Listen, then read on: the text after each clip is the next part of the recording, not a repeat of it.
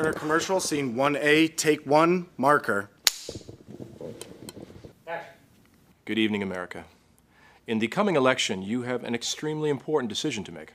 With your vote, you may choose to continue to overextend our military presence throughout the world, or choose to utilize American resources to fix problems here in America. If elected your president, I will withdraw all military presence from all foreign soil. I will then redirect 50% of our $420 billion annual military budget to fix health care, Social Security, education, and homeland defense. I think you'll agree that our extremely aggressive behavior has seriously eroded our ability to work in the world community as an equal member of the world community. America can no longer be the world's self-appointed policeman. If you elect me, I will take the savings from our defense budget. I will create new jobs. I will fund research for new energy development. And I will stop the dependency on foreign oil and lay the foundation for a better, stronger America. The world population is growing rapidly, but the U.S. population and GDP are shrinking in relation to the rest of the world. We simply can no longer sustain our current military presence. Something has to be done. Our greatest resource isn't our money. It is the lives of the men and women of the American Armed Forces. How many more American lives must be lost because of our interference in the internal affairs of other countries? Vote for me, and I will bring our servicemen and women home to a better, stronger America, an America that will again be respected.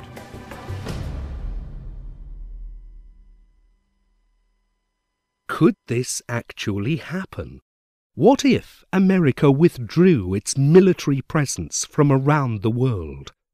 While the US is one of the most indebted countries, their military budget is larger by 2/3 than Russia, China, and all other potential US enemies combined. How much can America spend? And for how long? As the world is adding about 1 billion people every decade, most traditional US allies are turning their backs on the once indispensable superpower. So, if one day a presidential candidate advocated a complete withdrawal from all foreign countries, would the Americans vote him in? Recent polls show that most Americans would like to see their budget spent on deficit reduction, medical care, or simply not spent at all and returned to the taxpayers. Would this be the right thing to do? And what about the other countries? What would happen to them? What would the world be like once America is gone?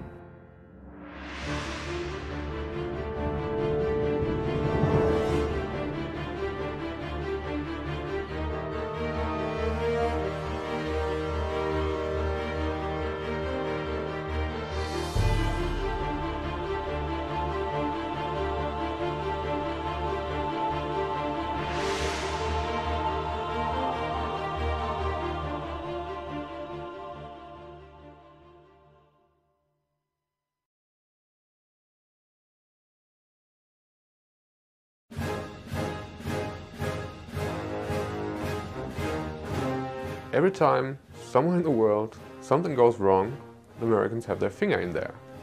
We have got the feeling that they only want to improve their economy. How the US acts is not the right way. Most of the time it's too late, it's too brutal, somehow it's respectless, really respectless. If the United States were to draw all their military from the rest of the world, there would be a global celebration. When you hear people, particularly in Europe, condemning the United States as if it were an evil empire, you can't help but smile because it's not that long ago that there really was an evil empire menacing Western Europe. I mean, we were the savior of Europe. We stood up against the Soviet Union. It doesn't cause them any philosophical pain whatsoever to take your protection and badmouth you. Yes, Americans saved Europe, absolutely. And the French are very grateful for that. But it's been 60 years. At the present time, the European Union is the only entity on Earth that surpasses the United States as an economic power. Germany, France and the UK are some of the largest armament exporters to the world. Despite all the peace and prosperity, there are still almost 100,000 American troops in Europe, scattered in hundreds of bases hosted by the 27 American allies. So should one day the US pull out, is the United Europe ready to care for their continent?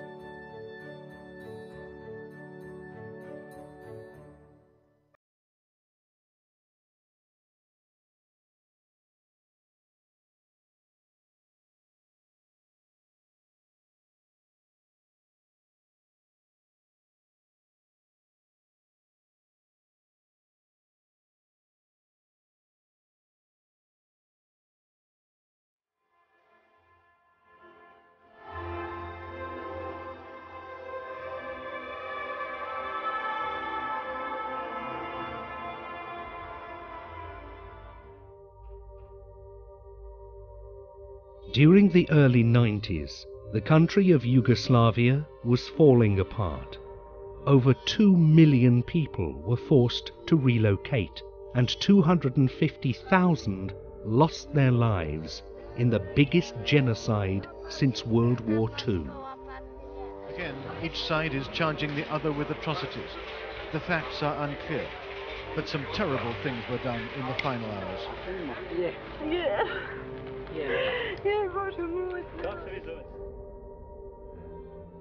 Bosnia was one of the 6 provinces that once made the country of Yugoslavia. By 1991, 2 of these provinces, Slovenia and Croatia, broke off to become independent countries. Shortly afterwards, some of the Bosnians also wanted to become independent, but unlike Croatia and Slovenia, Bosnia was very ethnically mixed between Orthodox Serbs, Muslim Bosnians and some Croats. While most Muslim Bosnians wanted independence, the Orthodox Serbs wanted to remain part of Yugoslavia, sparking a civil war that lasted for 4 years. As the Belgrade government was no longer trusted to be efficient and impartial, small gangs of ultra-nationalist Bosnians, Serbs and Croats simply decided to clean out their townships of other ethnicities.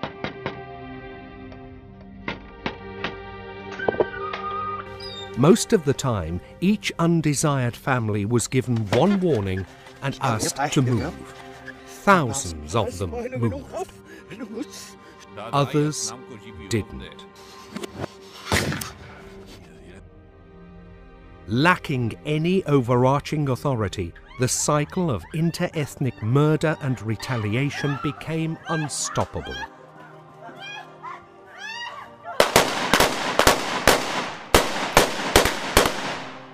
Soon, the once tolerant majority that still considered themselves Yugoslavs became non-existent. Everyone had to take a side, simply trying to stay alive. Walking the streets of Sarajevo, the bombed-out buildings remind you every step of the way of the atrocities committed here. U vreme agresije na Bosnu i Hercegovinu, zašto se Amerika ne angažuje? Za Ameriku je mnogo značajnije šta se događa između Palestine i Izraela, u Irskoj, Severna Koreja, Irak, Iran, nego Bosna i Hercegovina. I u krajnjem Amerika je prepustila Evropi da reši sukobe na prostoru Balkana. For the first year of the war, next to nothing was done, other than meetings and negotiations. By 1992, the French, British and Dutch sent peacekeeping troops under the United Nations command. Hello, hello, hello. However, they were not allowed to shoot at anyone, not even in order to protect civilians. There were very few people in the governments in Britain and France at that time who were prepared to say that Serbia was the principal aggressor. And so for that reason, I think we must look back on the 1990s as a kind of second age of appeasement, rather like the 1930s, with the difference that they were appeasing not a truly tyrannical figure like Hitler, but a petty tin pot dictator in the name of Milosevic. Germany, the largest, wealthiest European nation, did not send any troops at all. Ja, also das ist eine Schuhnummer zu groß für Deutschland, dort groß mitzumachen. Da haben sie gar nicht die militärischen Ressourcen für.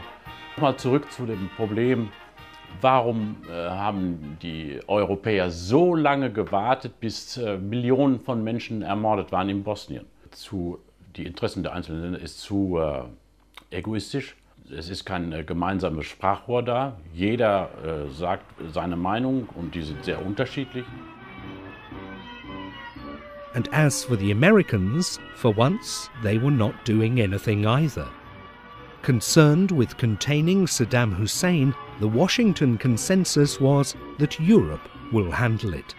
They were not facing Hitler or Stalin, but a civil war in a very small Balkan country. By 1995, the atrocities were getting worse and worse. In the summer of that year, the Serbs mobilized hundreds of soldiers in order to round up and eliminate the Muslim civilians in the town of Srebrenica. Hours before the Serbs arrived, most men tried to escape in the woods, while the women and children stayed behind. Among them, Ivandic Fedila, whose son decided to flee. On me je poljubio I dok me je ljubio drhtala mu brada I govorio mi ne mama, nemoj se brinuti za meni, ne mama, nemoj da plačiš ako se meni nešto desi. To su bile posljednje riječi mog sina, a to je bilo 11. jula, utorak, 2 sata popodne, kad sam ušla u kamp. The camp was a former battery factory. It was also the headquarters of the Dutch soldiers sent as peacekeepers. The Bosnian refugees thought they were running to a place of safety. They had no idea that the Dutch soldiers had surrendered to the Serb forces. Some Serbian soldiers even wore Dutch uniforms, luring the refugees into a false sense of security. Čuli su se te noći užasni krikovi. Bila je mukla tišina I najedanput užasni krikovi I sve se digne na noge. A šta se dešava? Dolazili su holandski vojnici I vojnici, četnici koji su bili obučeni u uniformi holandskih vojnika. Narod su da samo sjede, da ne bude na nogama. From a place of refuge, the battery factory became a death chamber. As the Dutch peacekeeping troops stood by, the Serbs murdered 8,000 Bosnians. Jer je nenormalno I neprestalno pucalo. I ja više ne znam ni šta puca, ni odakle puca, samo strepim I čekam kad će da budem pogođena. I sama sam se brinula za sebe I za svoju kćerku koja je bila pored mene. Among the dead were Fedila's husband and son, who were buried in a mass grave across the street. Their remains have yet to be identified.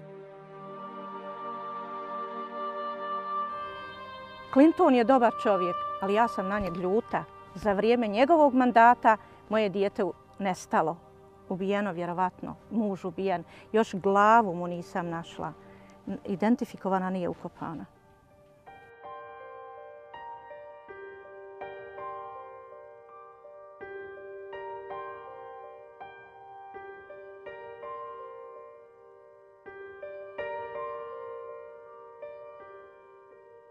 The European people, the European governments really waited a little bit too long.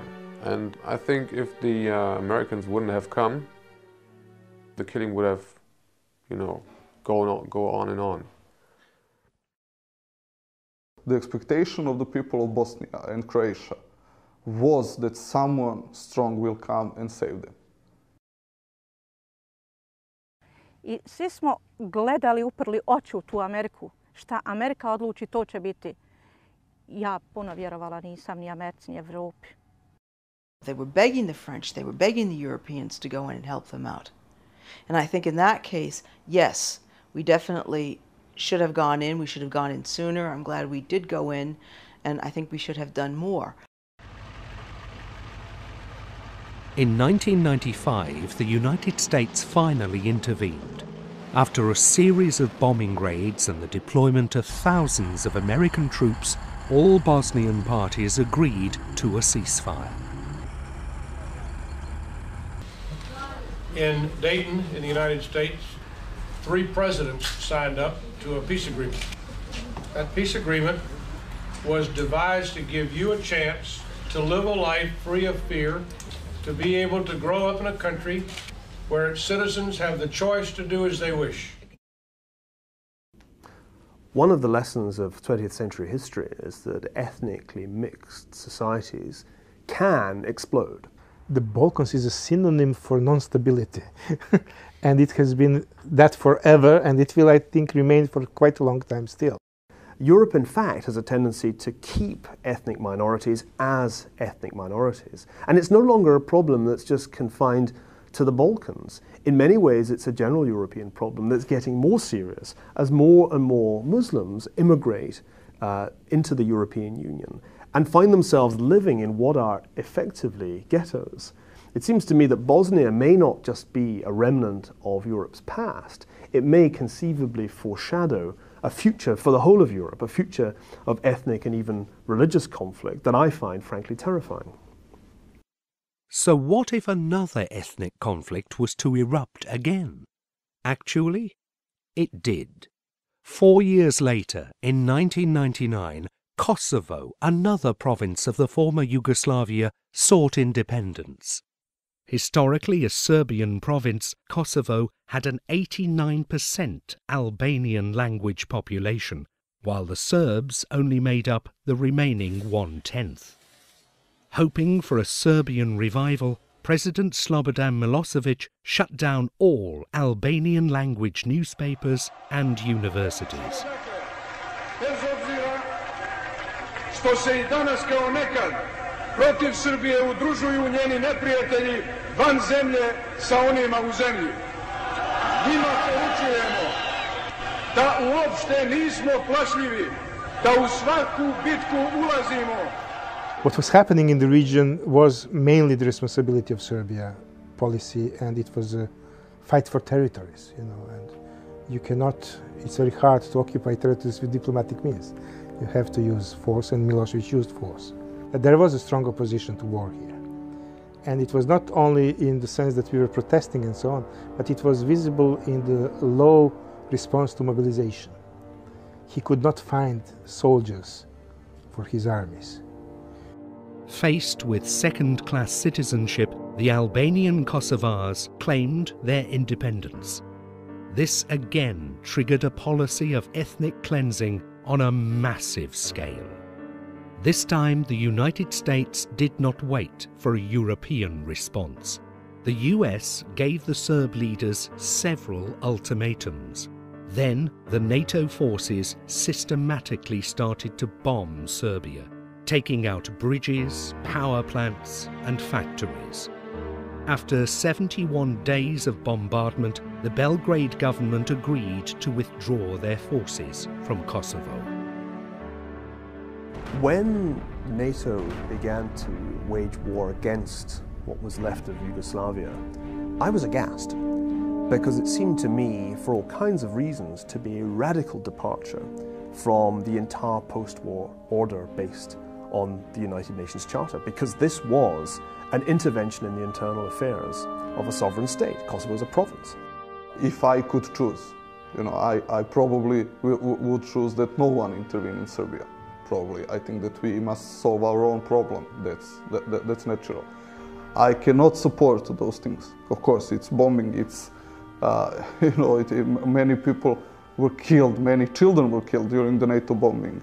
You know, because of the mistakes.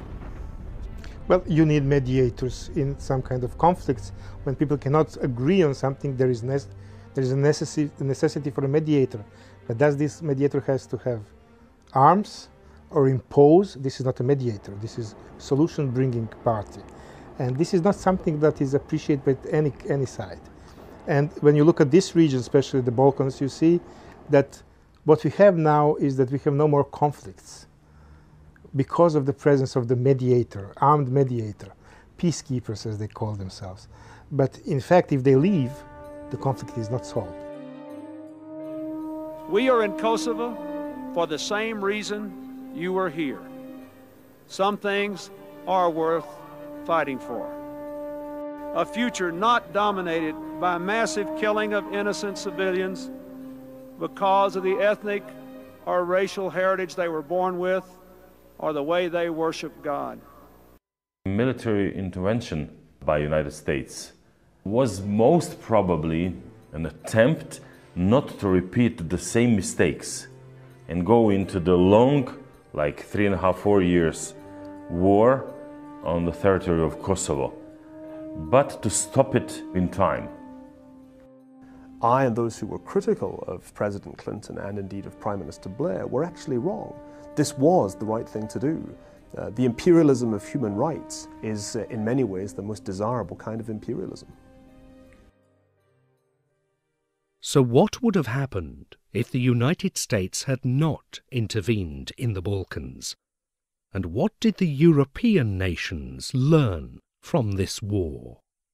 I think that today's last two Bosnians would trying to find each other within the territory of the country, trying to kill each other. And in Brussels, in Paris, London, Moscow, they were still arguing about, yeah, but I'm not quite sure how is the way to approach the problem and things like that. And most probably today in the afternoon, that four last would catch the last one, and then the war would theoretically be over. I mean, somehow, you know, these days. If the Bosnian wars were to begin again, or if Kosovo were to blow up again, I think there is next to nothing that the European Union could credibly do to stop it. Nothing has really changed in the past 10 years. Europe is still a military pygmy, and even although certain European countries have military capabilities, they're almost wholly incapable of pulling those into any common European force. So one of the things that completely hasn't been solved in the past decade is the Balkan question.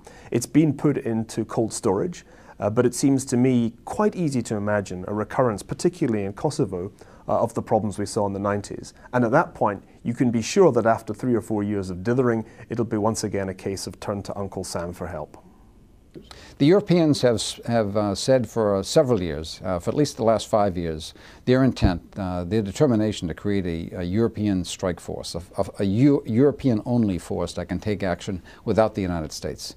The problem with the European strike force is that in Europe you're dealing with a generation of Europeans who have become used to U.S. military forces as being the backbone for their defense. And they've allowed military spending and the development of military forces and the willingness to serve in the military to really seriously deteriorate.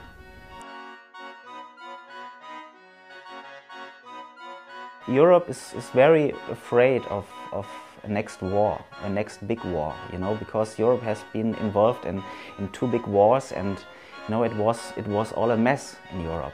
I think especially the Germans are afraid of what could happen if, you know, if we interfere, and they might fight back, and what happens then? So and that's why maybe we can't fight back, because if we would try to do anything where we have nothing to do with, you know, the public would, stop it, we can't, you know, so. I think there is an enormous resistance to the idea of a collective European defence capability, most particularly in Britain. And even the French and Germans, who've gone the furthest down this route, have so far done nothing other than produce a kind of token force. It isn't actually capable of any serious military activity. Part of the problem is that the European Union is not the United States of Europe. It's an economic union which pulls in quite a limited way the sovereignty of some very strong nation states with a very great deal of history behind them. My worry is that you could have the United States withdrawing into isolation and nobody stepping into the breach. And then the whole world could end up being like the Balkans in the 1990s. The issue of humanitarian intervention is really a late 20th century phenomenon. It comes after the end of the Cold War.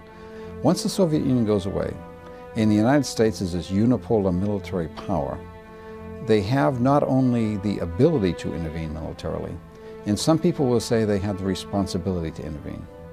The term never again. In other words, the world community should never again stand aside and let a country murder its population. Amerika itekako treba da se umiješa u tuđe poslove. Znači, ako je ovaj jači naoružan, treba ovoga što nema ubiti i gnjaviti i terorizam vršiti, terorisati taj narod koji nije naoružan.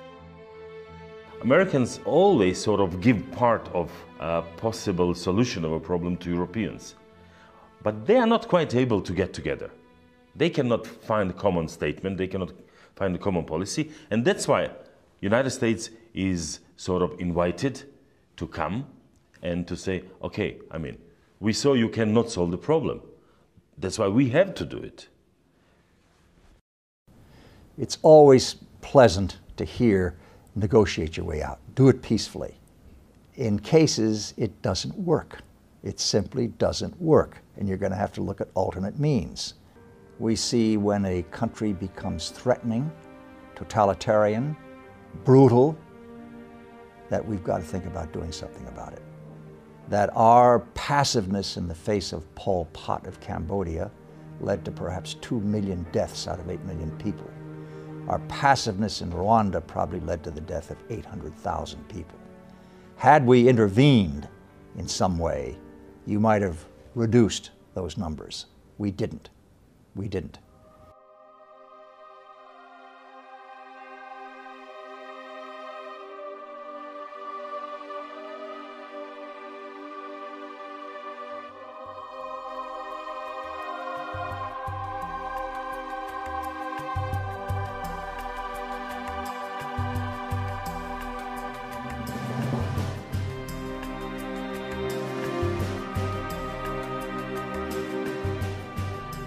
We invade sovereign nations. We topple governments. We manipulate economies because they don't serve our needs. And because we are the one and only military superpower, who is going to challenge us? At the present time, the U.S. has military bases in over 90 countries, including Tajikistan and Djibouti. I wonder how many fuel cell factories we could build here in America with the money we spend to maintain those remote bases. Even with half of our current military budget, we are still the strongest nation on earth. I tell my critics we are not running away, we're simply being realistic about our needs.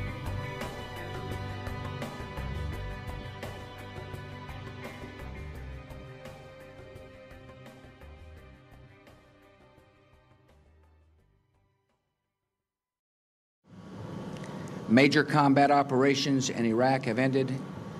In the Battle of Iraq, the United States and our allies have prevailed.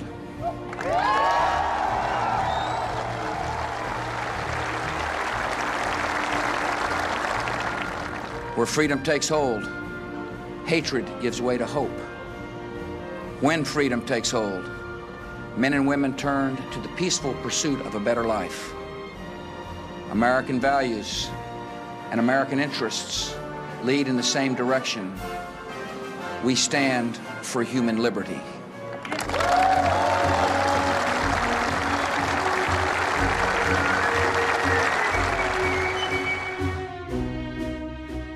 The United States is the superpower of the world today because the United States cares.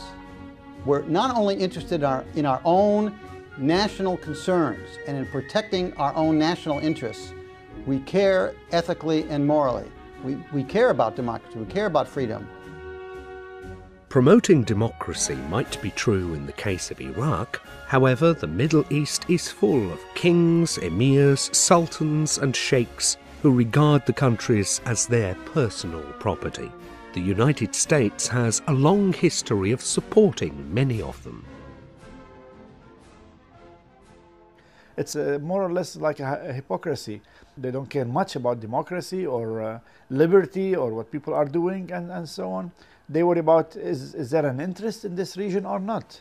What would I get from this? If it's in our interest, the companies, the oil companies and so on, will do it.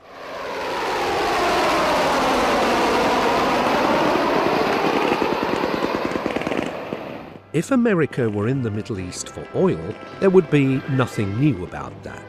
Throughout history, all empires conquered territories in order to control their resources. Some would argue that the same thing happens today. Petrol is the most strategic resource, and the US is by far the largest consumer. We'll have a look at one of the most oil-rich countries in the world, a small country that, like many others, was conquered for its wealth. In Kuwait here, we never thought we had an enemy because we're always a peace-loving people. The reason Saddam Hussein invaded Kuwait was oil. If Kuwait was an agricultural country, he wouldn't come near us. To him, it was simple greed. And we thought as Kuwaitis that once Saddam did the invasion, that all the other countries will start to come to our rescue. And this was the sad awakening. They didn't. As a matter of fact, some of them took sides with Saddam. The alternative was to go to a superpower. The United States was the alternative. In 1991, the United States, together with a coalition of nations, drove Iraq out of Kuwait. Today, Kuwait has almost no military of its own, and thousands of American troops on its soil. Does that mean that their oil is plundered?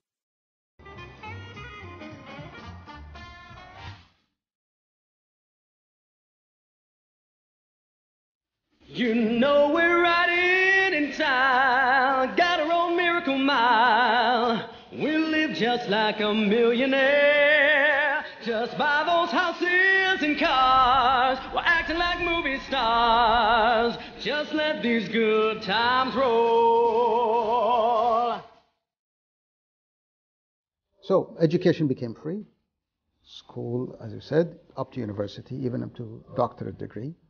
There's no taxes. And every Kuwaiti family is entitled to apply for either a piece of land or a house. Former subjects of the British Empire, now many Kuwaitis live better than many Americans. They benefit from the first empire in history that actually pays for the resource they consume. When the price of petrol goes up, the US taxpayers, the funders of the Kuwaiti liberation, pay more, just like everybody else. It's not a matter of oil. Americans did not come here just for oil. They can get oil, cheaply from Saddam Hussein. He offered them to sell, a barrel of oil for less than $10. So it is not a matter only of oil when the Americans came here to liberate us from Saddam Hussein.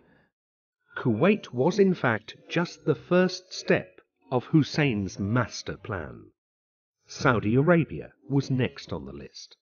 Together, the three countries would concentrate over 40% of the global oil production in the hands of one man.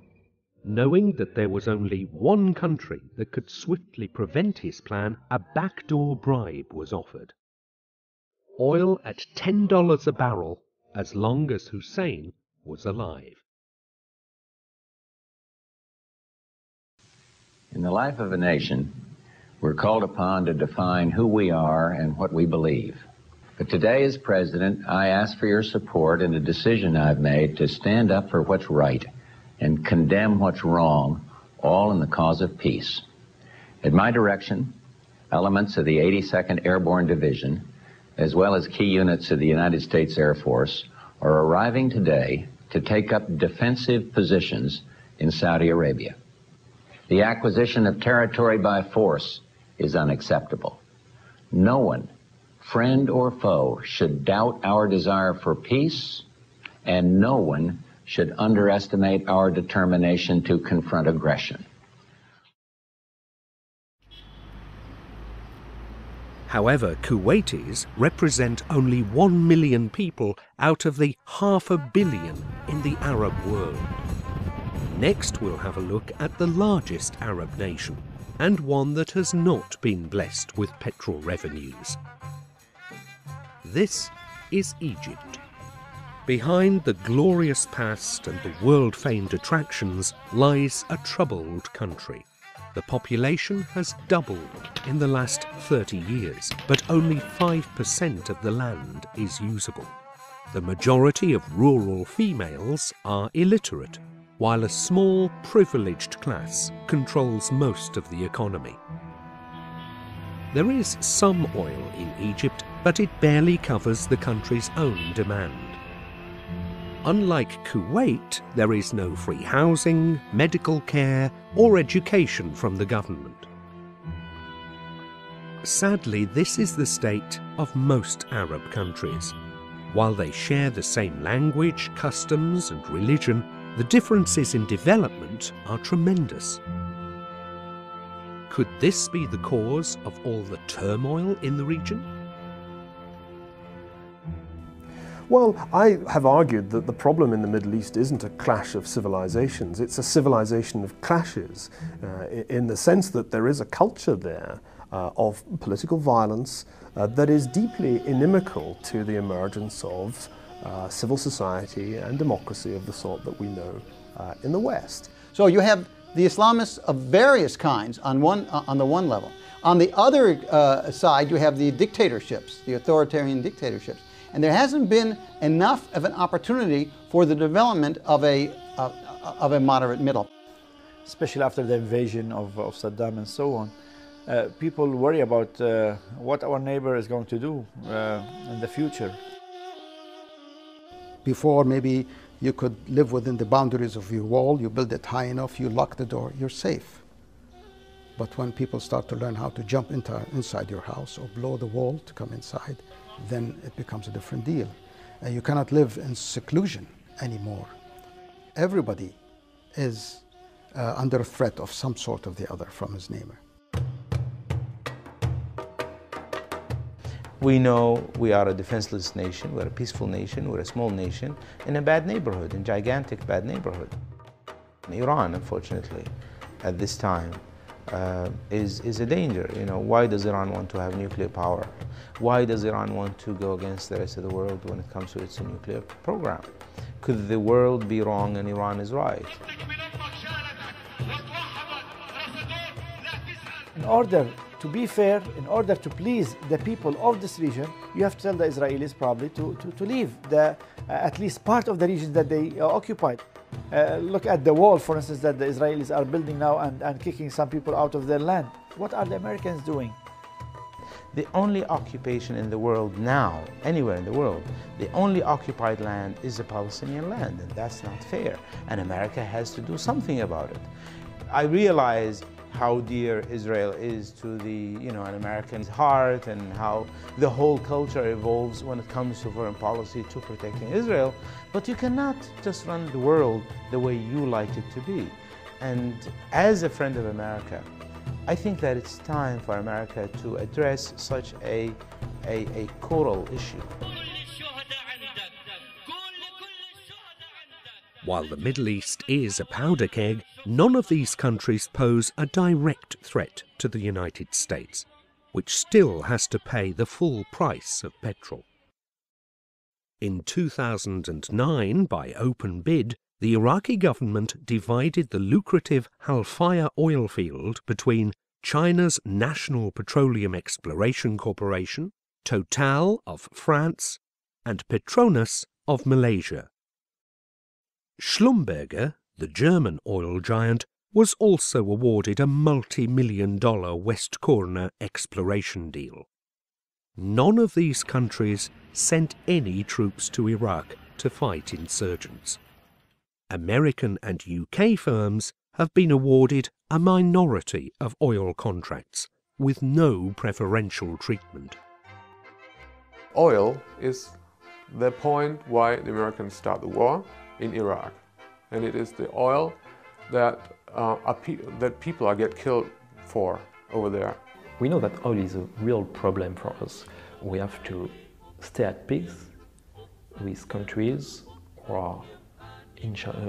have oil resources.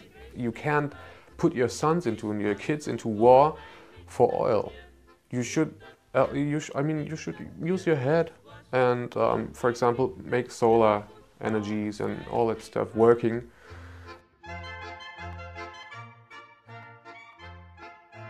In fact, most Middle Eastern oil does not come to the United States.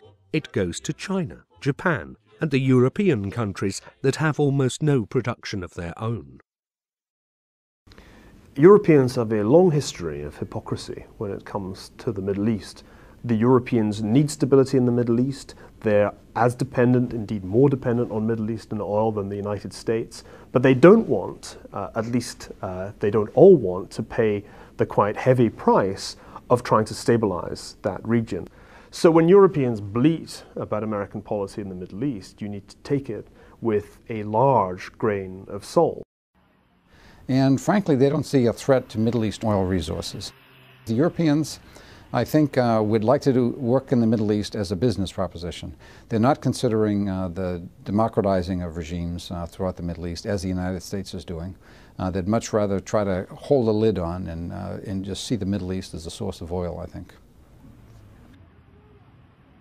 Even more dependent on Arab oil are the Asian countries. Japan and China are the two largest importers. However, none of them has any involvement in the region. Soon after the Second World War, Japanese emperor went to Japanese Diet, which is Japanese parliament, and gave a speech that from now on, Japan must be a pacifist country, Heiwa Kokka, or peace-oriented country. And Japanese public learned that they shouldn't opt for war, but peace.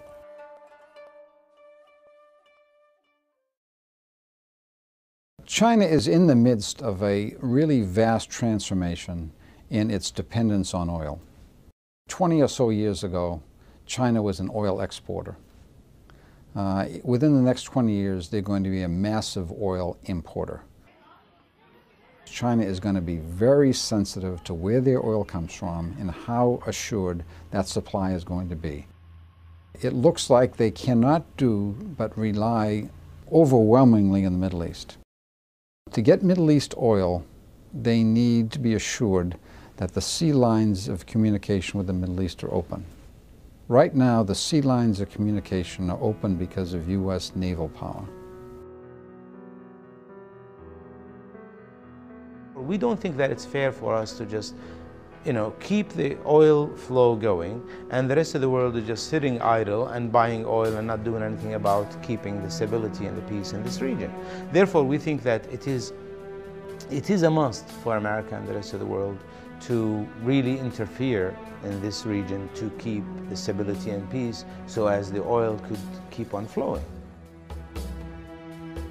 So if the United States is not the main beneficiary of the Middle Eastern oil, how long will they continue alone to pay the price of involvement? Let me say that what the United States is doing like an antibiotic. You cannot live on antibiotic for life or for good. You have to let these societies settle down, solve their differences and so on. You cannot keep this external factor for good. For instance, if a society like the Iraqi society now, we're saying that the moment the Americans would withdraw, maybe things would look worse. Maybe things would be worse for some time. But then the leaders of the Iraqi society or community would sit down and say enough is enough, like what happened in Lebanon, for instance. You cannot go on with civil war for good. You cannot stay there and say we are there to protect the world, because you are there, you are spending money, your own soldiers or children are dying every day, and people are not very happy with you. Doesn't make sense.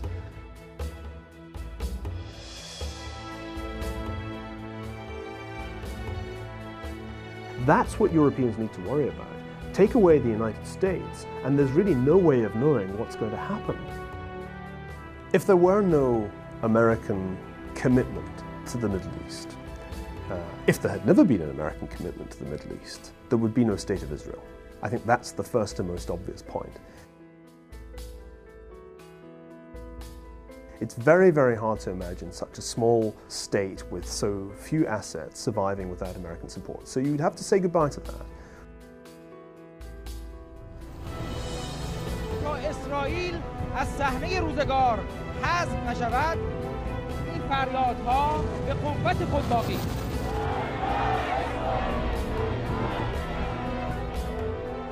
Sooner or later, Israel's enemies, including the current regime in Iran, would be able to wage a war against it that the Israelis would only be able to win at a colossally high price. So that's number one. Number two is, what would the various states in that region do to one another absent the United States? We know that Saddam was capable of waging war against two of his neighbors because he not only invaded Kuwait, but before that he went to war against Iran. We know that Lebanon was ripped apart by its neighbors and turned into a puppet state by Syria. The list goes on and on. And if you take away the United States from this story, it seems to me you don't just have the destruction of Israel, but you then have the self-destruction of the Arab world. It's a very, very volatile part of the world, and it seems to me that those who blame the problems of the Middle East on the United States or on the colonizers before the United States are completely missing the point. والصهاينة رهيبة ومقطع الكيان. الله أكبر. لو أذن الله لنا يا أمة محمد سيقول حتى الحجر يا مسلم هذا يهودي خلفي تعال وقعها ونحن نقطعها والله لا نقطعها أيها اليهود الله أكبر الله أكبر الله أكبر الجهاد في سبيل الله الجهاد في سبيل الله.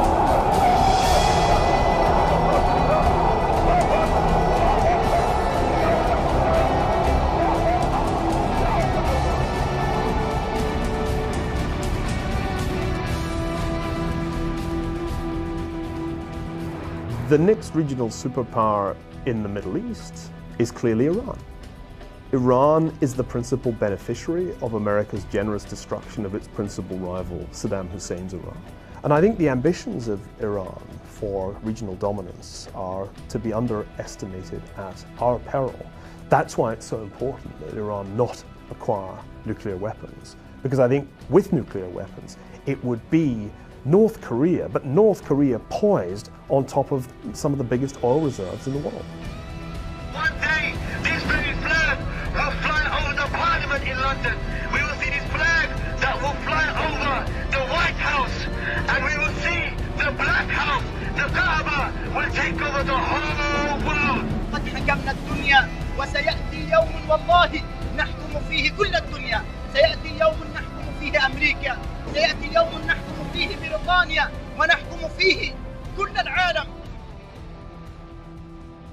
Just imagine that those groups, Al-Qaeda for example, take over the power in any country in Saudi Arabia or trying to threaten the situation and the security in the Gulf.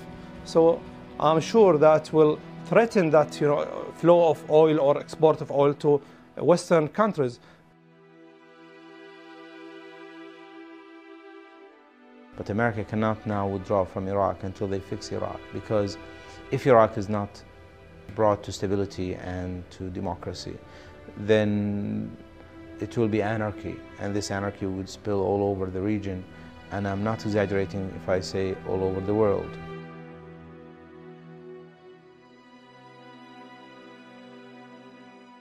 An interruption in Middle East oil production and flow would have immediate severe economic dislocation throughout the world. Economy in every level will be affected.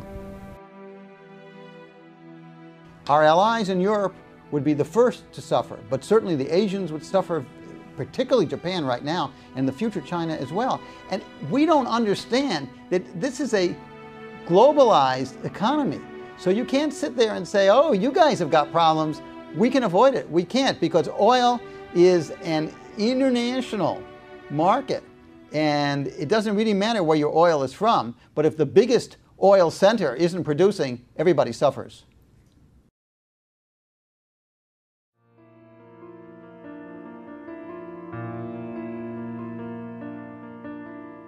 We left the Middle East without an answer. What are America's options? Will it stay involved? And at what cost? Operation Iraqi Freedom took over 5,000 American lives. Future conflicts could be a lot worse. And what would be the alternative? Another world war? Another depression? It happened in the past. America emerged stronger than before. And the people, what would happen to them? Is it right to police the Balkans but leave the Middle East?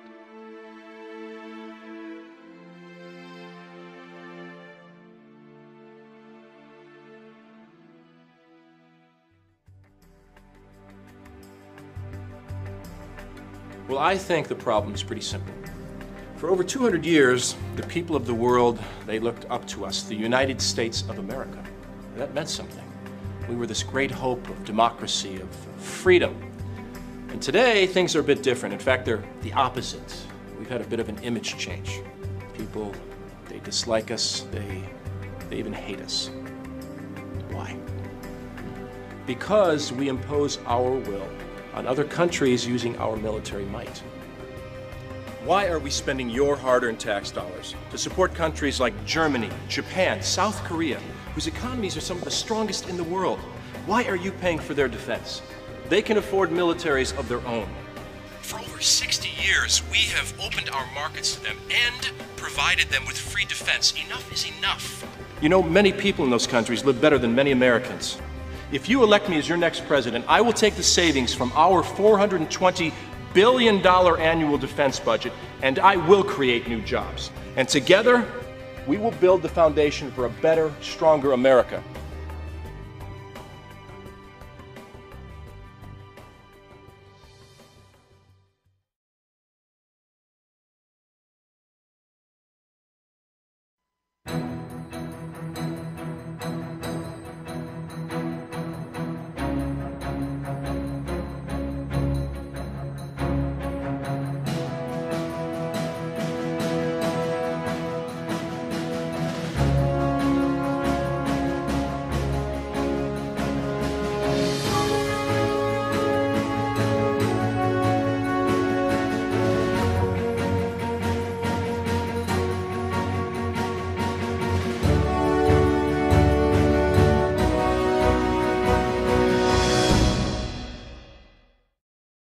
The wars of Asia have been over for more than 50 years.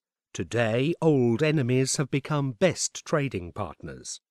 While the 20th century has been known as the American century, the next one will probably belong to Asia. Despite all the peace and prosperity, there are a lot of American troops and commitments in this region. We set out to find out why. 그러나 난 믿습니다. 우리들이 2배, 3배 더 힘을 내어 일한다면 모두가 부러워하는 공산주의 미상천이 우리 마을에도 일도서리라고 말입니다.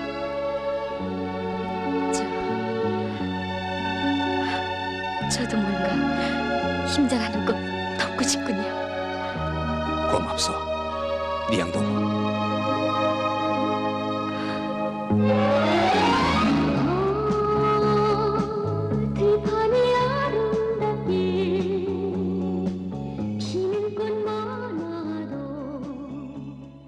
나가서 일을 1995년 말부터 일을 시작했었어요. 그런데 한 달을 일하게 되면 내가 내 인건비로서 받을 수 있는 돈이 당시 북한 돈 70원이었어요.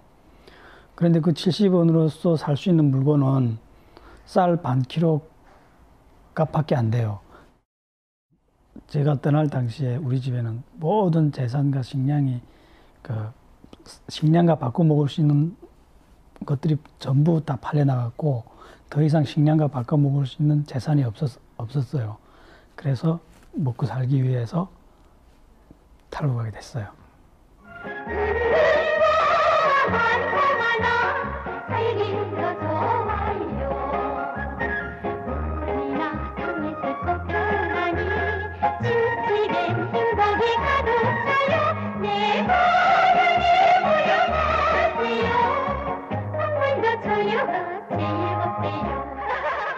처음에는 제가 중국으로 가겠다 했을 때 이 모든 걸 아니까 탈출을 하다 잡히면 그 정치범 수용소로 가는 거 알기 때문에 반대했었어요.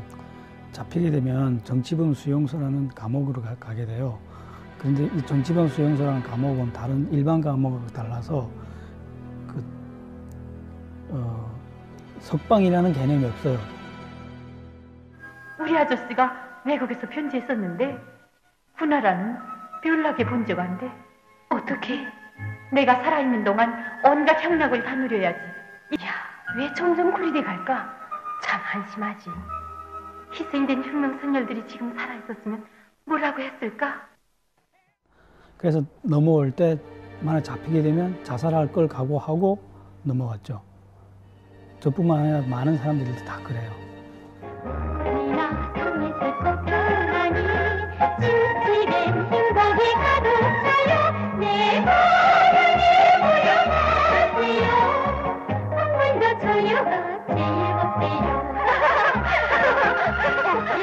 저희 어머니가 의사였어요.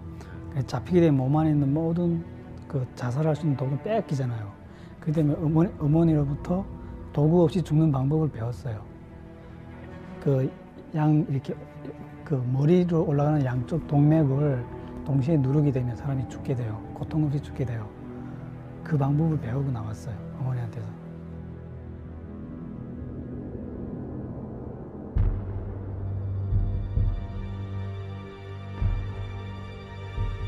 지금 북한에 저희 어머니와 누나들이 있어요. 그래서 만약 저희 얼굴을 북한 쪽에서 이 방송을 봐서 나라는 사람이 남한에 와 있다는 걸 알면 집안에 추방이 돼요. 정치범 수용소로 끌려갈 수도 있고, 극심한 경우에는 정치범 수용소로 끌려갈 수 있고, 경한 경우에는 감옥으로 가야 돼요.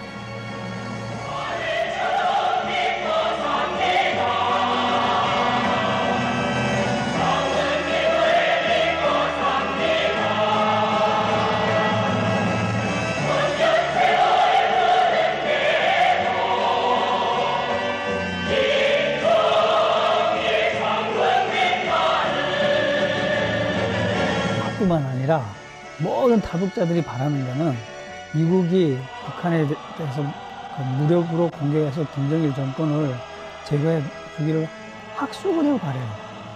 백성들은 저항을 안 해요. 왜냐하면 이전 북한 백성들은 다 알거든요. 김정일 정권이 나쁜 정권이라는 걸 알기 때문에 김정일 정권이 허물어지길 바라기 때문에 저항을 안 해요.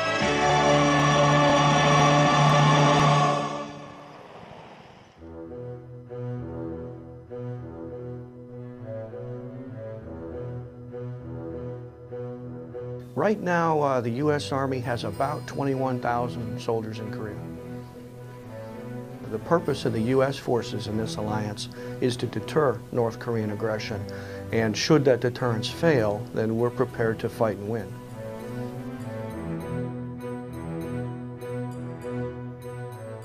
North Korea is as big a threat as a madman with a nuclear bomb can ever be. That's to say, an almost unimaginably big threat. The regime in North Korea is the craziest in the world, it's the least predictable in the world, it's probably the most unstable in the world, and nobody knows what's going to happen next. It could collapse tomorrow, it could go to war tomorrow, it could wipe Seoul off the face of the earth tomorrow. In that sense, there's no bigger threat to global security than North Korea. They've made numerous incursions across the demilitarized zone. They've made attempts to assassinate and been successful in killing many South Koreans at various locations around the world. He blew up half their cabinet in Rangoon in 1983. He sabotaged K-858 in 1987 with 115 South Koreans on it. He sent down assassination teams to take out the president. These are violent people. While the menacing North sounds impressive, South Korea is twice as big in terms of population, and their economy is 20 times larger. More than that, they benefit from the latest American weapons, and they seem very motivated to preserve their way of life. So why can't they defend themselves? 그러니까 그 북한의 군대가 군대 숫자만 봐도 150만 군대를 유지하고 있고 한국 군대가 67만 명이에요. 그러니까 군대 인원수가 벌써 배로 넘고. ですから朝鮮半島の軍事バランスを考えるときは、ソウルという1200万人が住んでいる町は北朝鮮の前線からわずか40キロ50キロぐらいで常に北朝鮮の下方の射程の範囲内になって人質になっている。 게릴라 부대만 30만인데 국군의 절반이 게릴라 부대, 북한의 특수부대. 이런 사람들이 일시에 공격을 하게 되면 한국이 아무리 막강한 군사력을 가졌다고 해도 그게 쉽지가 않겠죠. 그러니까 서울을 그냥 밀어버리는 거는 북한이 충분히 수능상이 있다고 생각하거든요.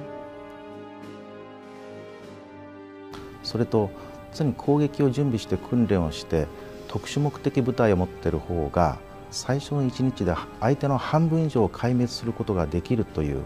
그러니까 미국의 화력이 빠진 상태에서 쉽지가 않을 거예요. 그러니까 굉장히 위험하죠, 사실 지금 상태에서. The American presence is a deterrent to North Korean adventurous action. It's worked since '53, which is roughly 52 years, so I would say that's a test that it works. If the United States were to pull out from the Northeast arena and leave the region entirely in the hands of China, Japan, and Korea, I foresee a great chaos. Looking at all the regimes the United States has removed, one wonders why Washington has left such a government in power for so long. In 1968, it captured the US Navy boat Pueblo and imprisoned its crew for a year. It has allegedly built a nuclear weapon and starved millions of its own citizens in the process. While the experts debate the effectiveness of the North Korean atomic bomb, Pyongyang is counting on another strategic asset: a treaty of alliance with China. In North Korea, China has a wonderful bargaining counter. It's impossible for the United States to solve the problem of North Korea without China. It's been tried and it hasn't worked. You can't really keep the Chinese out of the equation because the Chinese keep that regime teetering on the brink of collapse, but not quite collapsing.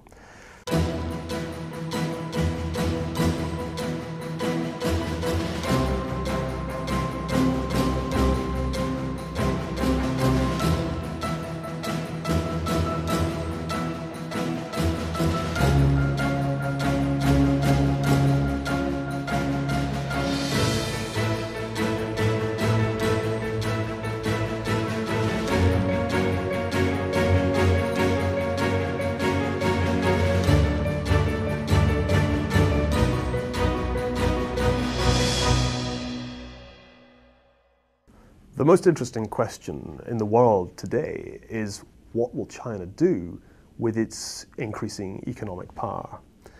It's an extraordinarily explosive question because when one thinks back to the 1930s, in many ways World War II began with the Japanese invasion of China, not in Europe. Well, I don't think China is content as simply a regional power. China believes that it deserves to be on par with the United States. The long-term goal for the Chinese leadership is to become a dominant power in the region. And as a matter of fact, they said it in public that the long-term goal, strategic goal, is to eject the U.S. influence from the Asia-Pacific region.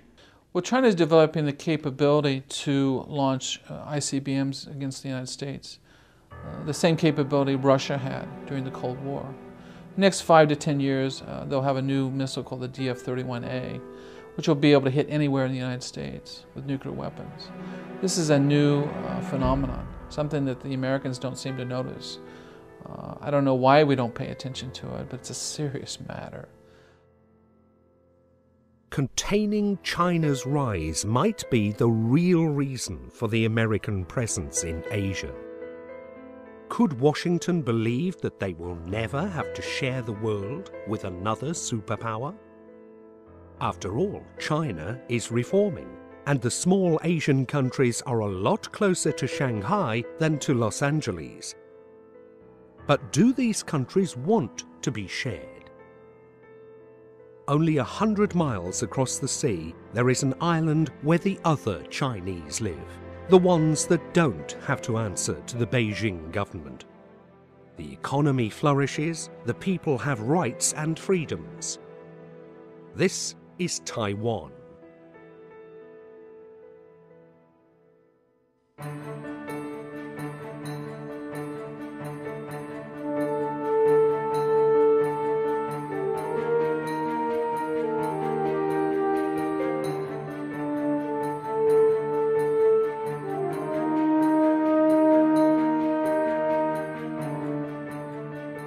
Sometime in the 30s, there was a split in China's leadership. Despite the American support, nationalist leader Chiang Kai-shek could not effectively resist the Japanese occupation. 4 years after the Japanese surrender of 1945, after a bloody civil war, communist leader Mao Zedong took control of the country while his archenemy took refuge in Taiwan. The United States continued to support him with weapons in the hope that one day he would retake China from the communists. He never did. After his death, Taiwan became one of Asia's thriving democracies and a prosperous country.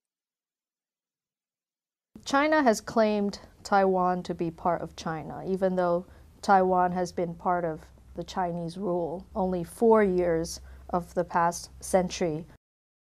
We believe China wants to forcefully take over Taiwan, wants to incorporate Taiwan as part of their expansionary intentions.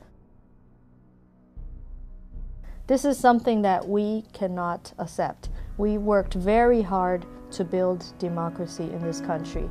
Many of our party leaders sacrificed tremendously, spending time in prison, family members being murdered, people being exiled to fight for the basic freedoms that we have here in Taiwan, and we will not easily give that up. If China took Taiwan, it's a great opportunity. China could put military bases on Taiwan. They can absorb the military know-how. China could absorb the technology that they've developed here and use it. The most likely scenario that is being discussed at this time is something called a decapitation strike, in which Chinese special forces, along with pro-China elements in the military here and political elements, take the capital Taipei first, and then bring in a pro-China leader, swear him in, and declare Taiwan part of China. We visited a Taiwanese naval base. The superior staff assured us how ready they are to fight for their country. We have also seen 3 out of the 4 Taiwanese diesel submarines, one of them American-made, a World War II edition. While there is no doubt that this nation is determined to fight, is determination enough? Even with U.S. arms, our calculation is that we cannot defend ourselves more than 2 weeks. The Chinese are quite capable of taking Taiwan. They're really gearing up right now for the United States military. That's what they're gearing up for. That's why they're buying all these ships and building all these planes. They're not doing it because of the Taiwan military. They can take Taiwan. We don't have any military troops in Taiwan, by the way. We don't have any military treaty. We have the Taiwan Relations Act, which in effect says that we would help Taiwan defend itself in case of attack. And we take it seriously. If America said tomorrow, we're not going to support Taiwan anymore, China would just take it. The thing that stops China from taking Taiwan is the United States Navy. And that's it. If the United States comes in, what happens then? Then you're looking at a potential nuclear war. That's why I think Taiwan is really the nearest thing we have to the causes of a world war today.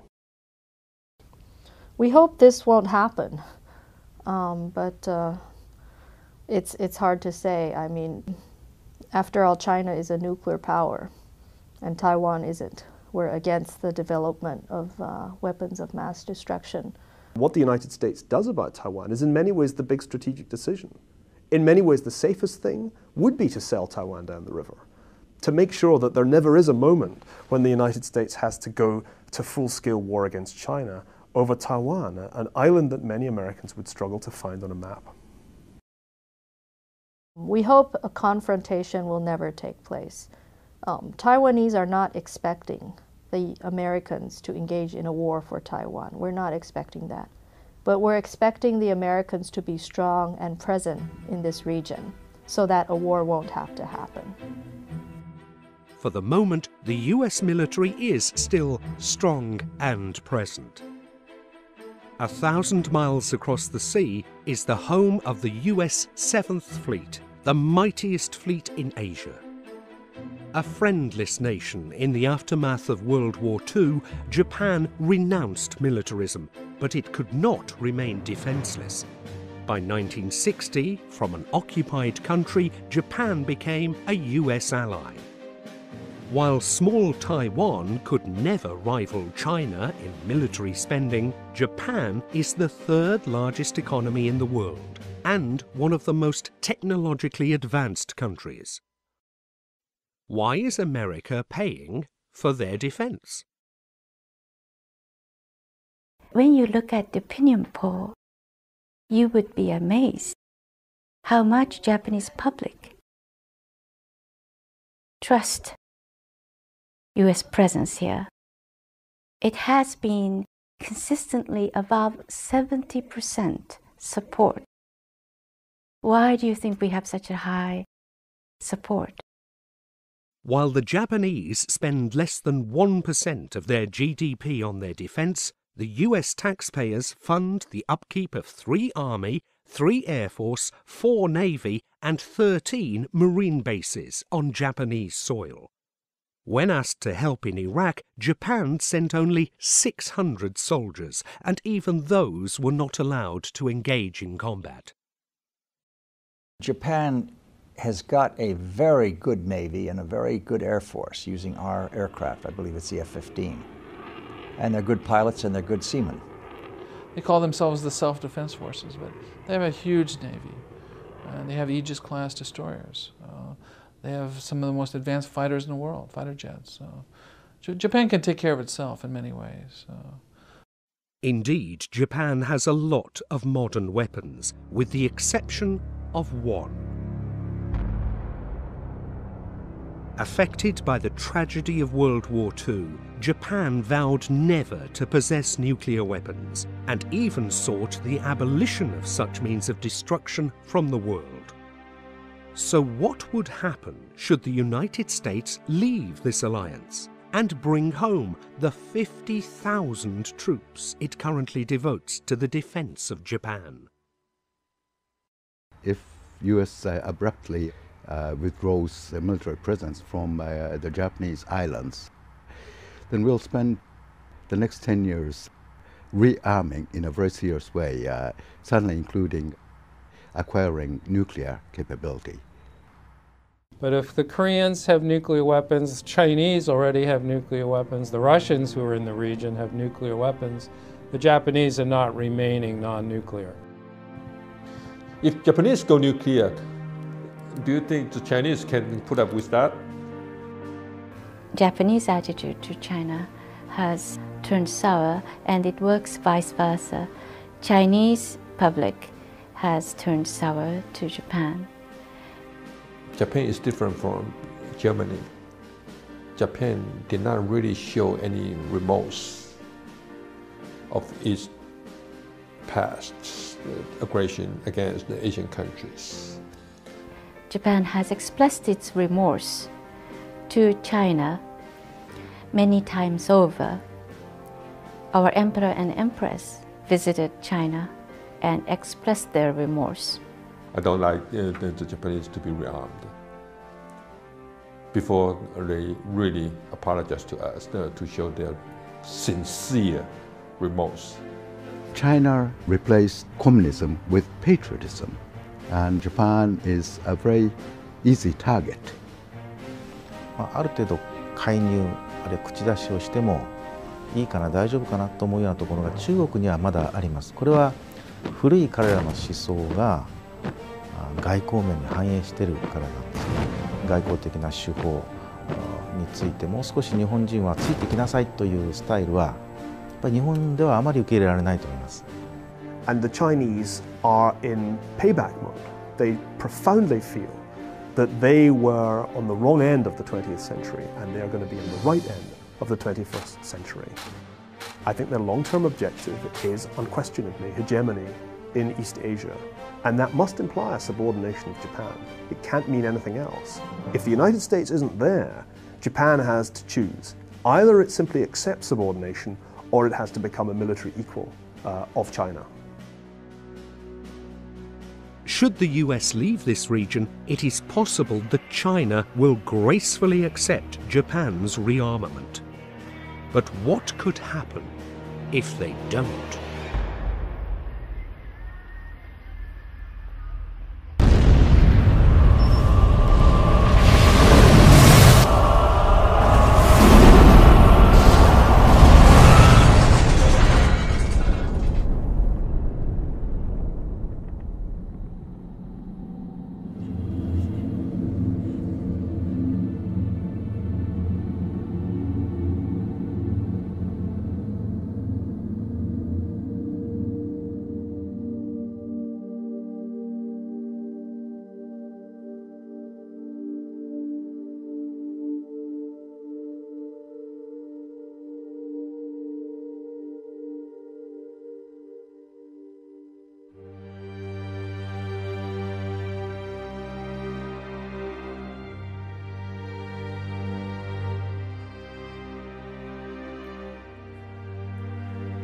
My fellow Americans, it has been 4 years since I asked for your vote, and here I am to ask for it again. Within 2 years of my election, we closed down all foreign military bases and brought home for good all our personnel. American interests in the world continue to be protected, and we are still the mightiest country on earth. We no longer think in terms of axis of evil, nation building, or rogue states. We are just America, a nation among nations, a friend to any country that reaches out to us. However, we no longer interfere in their internal affairs.